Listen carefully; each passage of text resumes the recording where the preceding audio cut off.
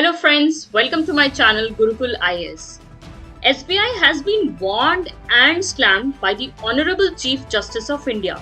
Supreme court of India ने लगाई है फटकार एसबीआई की इलेक्टोरल बॉन्ड्स की डिटेल्स को ना रिलीज करने के लिए. Supreme court says late SBI not be selective in disclosure. India is a democratic country और ऐसी इंफॉर्मेशन जानने का हर किसी को अधिकार है. इलेक्टोरल बॉन्ड्स एंड उससे संबंधित कई सारे फैक्ट्स जिसे आपका जानना न सिर्फ एग्जाम पॉइंट ऑफ व्यू से जरूरी है बल्कि आने वाले इलेक्शन के लिए जागरूकता फैलाने के लिए भी जरूरी है. So let's begin our today's video. First question, सबसे पहला सवाल ये है कि इलेक्टोरल बॉन्ड्स क्या हैं? इलेक्टोरल बॉन्ड्स 2017 में आए हैं और इसका मेंशन उसी साल के बजट में भी हुआ था. इन इलेक्टोरल बॉन्ड्स का मेन पर्पस इंडिविजुअल और कॉर्पोरेट ऑर्गेनाइजेशंस को किसी भी पॉलिटिकल पार्टी को एनोनिमस फंडिंग करने के लिए है. सेकंड क्वेश्चन, दूसरा सवाल है इस स्कीम को लेके क्यों आए? ये स्कीम ऑल्टरनेटिव थी कैश डोनेशंस के अगेंस्ट. भारत में इलेक्टोरल बॉन्ड्स फाइनेंस एक्ट 2017 के माध्यम से इंट्रोड्यूस किए गए थे. पहले जो भी सब चलता था तो उसमें इन बॉन्ड्स के थ्रू ट्रांसपेरेंसी लानी थी. उसके अलावा फ्रीली एंड इजीली आप इसके थ्रू किसी भी पॉलिटिकल पार्टी को फंडिंग भेज सकते थे. थर्ड क्वेश्चन, तीसरा सवाल ये है आप इलेक्टोरल बॉन्ड्स कहां से खरीद सकते हैं? इलेक्टोरल बॉन्ड स्कीम के तहत डोनर्स एक फिक्स डिनोमिनेशंस में एसबीआई से इसे परचेज कर सकते हैं और ये फिक्स डिनोमिनेशंस है 1000 rupees, 10,000 rupees, 1 lakh, 10 lakh, 1 crore. Fourth question, चौथा सवाल ये है किन पार्टियों को इलेक्टोरल बॉन्ड्स के माध्यम से धन प्राप्त करने की अनुमति दी गई, मतलब फंडिंग अलाउ की है टू रिसीव इट? केवल वे राजनीतिक दल जो लोक प्रतिनिधित्व अधिनियम 1951 representation of the people act 43 of 1951 के सेक्शन 29A के तहत रजिस्टर्ड हैं और जिन्होंने लोकसभा या विधानसभा के पिछले आम चुनाव में डाले गए वोटों का कम से कम 1% वोट हासिल किया. ऐसी ही पार्टीज को मिलेगा donation through electoral bonds. Fifth question, पांचवा सवाल ये है कि राजनीतिक दलों को इलेक्टोरल बॉन्ड्स के माध्यम से फंडिंग कैसे मिलती है? जो भी कंसर्न पार्टीज हैं जिन्होंने फंड रिसीव किए हैं उनको लिमिटेड टाइम फ्रेम जो कि 15 डेज है उनके अंदर फंड्स इन कैश करा लेने हैं जो डोनेशंस के थ्रू मिला है. और अगर वो ऐसा नहीं कर पाते हैं इस केस में ये डोनेशन का पैसा पीएम रिलीफ फंड में चला जाएगा. तो अगला सवाल ये है इलेक्टोरल बॉन्ड्स कितने टाइम के लिए अवेलेबल होते हैं? डोनर्स इन बॉन्ड्स को designated branches of authorised banks से स्पेसिफिक पीरियड में खरीद सकते हैं.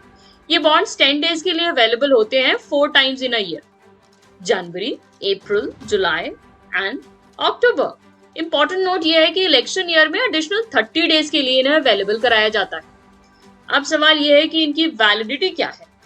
इलेक्टोरल बॉन्ड्स की वैलिडिटी सिर्फ 15 डेज की होती है एंड उसके बाद अगर इन कैश नहीं कराया गया तो वो एक्सपायर हो जाते हैं. अब हम अपने वीडियो के दूसरे पहलू पे जाते हैं जहां हम इलेक्टोरल बॉन्ड्स को लेकर इश्यूज क्या हैं एंड क्यों सुप्रीम कोर्ट ने इन्हें अनकॉन्स्टिट्यूशनल घोषित किया है, इस पे चर्चा करेंगे. इलेक्टोरल बॉन्ड्स को लेकर इश्यूज क्या है? ये बॉन्ड बेनिफिशियरी पॉलिटिकल पार्टीज को किसी भी तरह से बाध्य नहीं करता डोनर्स की डिटेल बताने के लिए और यहाँ तक कि पॉलिटिकल पार्टीज को इलेक्शन कमीशन ऑफ इंडिया को भी बताने की जरूरत नहीं है. भाई वाह, इसके ऊपर किसी व्यक्ति या कंपनी द्वारा खरीदे जाने वाले इलेक्टोरल बॉन्ड की संख्या पर भी कोई लिमिट नहीं है. ये स्कीम शुरू होने से पहले पॉलिटिकल पार्टीज को 20,000 रुपए से ऊपर के सभी डोनेशंस को पब्लिक करना था. साथ ही किसी भी कॉर्पोरेट कंपनी को अपने टोटल प्रॉफिट का 7.5% या रेवेन्यू का 10% से अधिक डोनेट करना अलाउ नहीं था. इलेक्टोरल बॉन्ड से एक और प्रॉब्लम थी, फेक कंपनियों के दरवाजे खुल गए थे. तर्क ये दिया गया कि सरकार ने कंपनियों के लिए पॉलिटिकल पार्टीज को डोनेट करने की एनुअल प्रॉफिट की जो लिमिट 7.5% रखी थी उसे हटा दिया है और विदेशी कंपनियों की भारतीय सहायक कंपनियां मतलब Indian subsidiaries of foreign companies को दान देने की अनुमति दी है. इसलिए अब शेल कंपनियों को भी डोनेट करने के लिए यूज किया जा सकता है। वाह, इश्यूज ये है कि यह योजना कॉर्पोरेट डोनर्स को एनोनिमिटी देती है, लेकिन जो सिटीजन्स 2000 रुपीज कैश दान कर रहे हैं वो अपने नाम का खुलासा करेंगे। इससे लोकतंत्र में कॉर्पोरेट्स द्वारा नागरिकों की आवाज को दबा दिया जा सकता है। एससी ने इलेक्टोरल बॉन्ड्स को क्यों रद्द किया, इसके लिए हम कुछ साल पीछे जाते हैं। 14 सितंबर 2017 को एसोसिएशन फॉर डेमोक्रेटिक रिफॉर्म्स नाम के एक एनजीओ ने इस योजना को सुप्रीम कोर्ट में चुनौती दी। 15 फरवरी 2024 को सुप्रीम कोर्ट ने फैसला सुनाया कि इलेक्टोरल बॉन्ड स्कीम अनकॉन्स्टिट्यूशनल है और यह वोटर्स को यह जानने के अधिकार का उल्लंघन करती है कि पार्टियों को कौन फाइनेंस कर रहा है। इलेक्टोरल बॉन्ड स्कीम को अनकॉन्स्टिट्यूशनल घोषित करते हुए भारत के मुख्य न्यायाधीश डीवाई चंद्रचूड़ की अगुवाई वाली सुप्रीम कोर्ट की बेंच ने इस बात पर प्रकाश डाला कि इलेक्टोरल बॉन्ड का जो एनोनिमस मतलब गुमनामी वाला कैरेक्टर था वो वायलेट करता है आरटीआई के प्रोविजंस को, जो कि एक फंडामेंटल राइट है under article 19 sub clause 1 sub clause A. अदालत ने इनकम टैक्स एक्ट और representation of the people act में उन अमेंडमेंट्स को भी रद्द कर दिया जिन्होंने दान को गुमनाम बना दिया था। तो ये स्कीम क्या कहती है इस पे? इलेक्टोरल बॉन्ड स्कीम के अनुसार एक वचन पत्र मतलब प्रॉमिसरी नोट की प्रकृति में एक इलेक्टोरल बॉन्ड जारी किया गया था जो कि बेयरर था। Association for democratic reforms ADR के अनुसार बेयरर उपकरण में खरीदार या भुगतानकर्ता का नाम नहीं होता है, इसलिए ओनर की कोई जानकारी दर्ज नहीं की जा सकती है।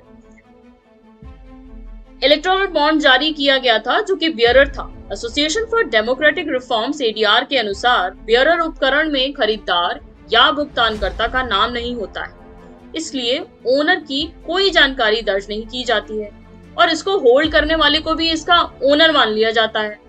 दूसरी समस्या है कि बॉन्ड परचेजर आवश्यक रूप से इलेक्टोरल बॉन्ड का खरीदार नहीं हो सकता है, क्योंकि एक बड़ी राशि दान करने वाली कॉर्पोरेट बड़ी संख्या में लोगों को लागत मूल्य से अधिक प्रीमियम का भुगतान करके इलेक्टोरल बॉन्ड खरीदने के लिए कह सकता है, फिर इसे एकत्रित करके इसे दे सकता है। राजनीतिक दल इसके थ्रू खेले जाने वाले धन के खेल से इनकार नहीं कर सकते। Solicitor general Tushar Mehta argued that अगर इलेक्टोरल बॉन्ड स्कीम को खारिज कर दिया गया तो काला धन जो पॉलिटिकल पार्टीज को जाता है उस पर रोक लगाने का प्रयास विफल हो जाएगा। इससे हम 2017 के पुराने युग में वापस लौट जाएंगे। सुप्रीम कोर्ट ने इस पे कहा कि शायद पुरानी स्कीम फेल हुई है और ये स्कीम उससे बेहतर है, लेकिन कम से कम डोनेशंस डिस्क्लोज होते थे और क्वांटम ऑफ डोनेशंस पे लगाम लगाई थी। इलेक्टोरल बॉन्ड एक इंफॉर्मेशन ब्लैक होल की तरह बन गया है जिसमें जाता तो बहुत कुछ है लेकिन बाहर कुछ नहीं आता। सुप्रीम कोर्ट ने कहा कि सेलेक्टिव कॉन्फिडेंशियलिटी मनमाने तरीके से किसी की आइडेंटिटी छिपानी है या उजागर करनी है, ये चल रहा है इलेक्टोरल बॉन्ड्स की आड़ में। सुप्रीम कोर्ट ने बताया कि एक तरीका है सारे डोनेशंस इलेक्शन कमीशन के पास जमा करा दें, फिर वो पार्टीज को डिस्ट्रीब्यूट करें। सुप्रीम कोर्ट ने सवाल खड़े किए हैं कि पॉलिटिकल फंडिंग का सोर्स ना बताना ब्लैक मनी को कैसे कर्व करेगा। कोर्ट ये जानता है कि राइट टू प्राइवेसी किसी भी व्यक्ति को किसी भी पॉलिटिकल पार्टी के साथ जुड़ने का हक देता है, ये मूलभूत अधिकार है हर भारतीय का, लेकिन प्राइवेसी और राइट टू इंफॉर्मेशन में बैलेंस होना जरूरी है। सुप्रीम कोर्ट ने यह भी कहा कि ये स्कीम इकोनॉमिक इनइक्वालिटी पैदा करती है एक आम नागरिक और बड़े कॉर्पोरेट्स के बीच में, जहां पे कॉर्पोरेट्स को एडवांटेज मिलता है एक आम नागरिक के ऊपर, जिससे फ्री एंड फेयर इलेक्शन में बाधा आ सकती है and one person one vote का फंडामेंटल मोटो स्क्रैप हो जाएगा। तो आखिरी सवाल ये है, अब कैसे काम करेगी पॉलिटिकल फंडिंग? पार्टीज अभी भी कलेक्ट कर सकती हैं डोनेशंस डायरेक्टली लोगों से और कंपनी से एनोनिमसली, बट लिमिट में। जो लिमिट अलाउ की गई है उसके अंदर डोनर्स अभी भी इलेक्टोरल ट्रस्ट नामक संस्थाओं के माध्यम से पार्टियों में योगदान कर सकते हैं और मनी को डिस्ट्रीब्यूट कर सकते हैं। ट्रस्ट को डोनर्स के नाम बताने होंगे और पार्टियों को यह बताना होगा कि उन्हें इन ट्रस्ट से कुल कितना धन प्राप्त हुआ। ट्रस्ट को डोनर्स के नाम बताने होंगे और पार्टियों को यह बताना होगा कि इन्हें इन ट्रस्ट से कुल कितना धन प्राप्त हुआ। हालांकि इस खुलासे से इंडिविजुअल और पॉलिटिकल पार्टी का डायरेक्ट लिंक का पता नहीं चलता। एसबीआई ने चौंकाने वाली जो भी डिटेल्स रिलीज की हैं, वो मैं दूसरे वीडियो में आपको बताऊंगी। किस पार्टी को कितना फंड मिला, क्या एसबीआई ने पूरी डिटेल्स दी हैं या छुपाई हैं, ये सब डिटेल्स आपको नेक्स्ट वीडियो में मिलेगा। तब तक जुड़े रहें आपके अपने चैनल गुरुकुल आईएएस से। Thank you. जय हिंद, गॉड ब्लेस एंड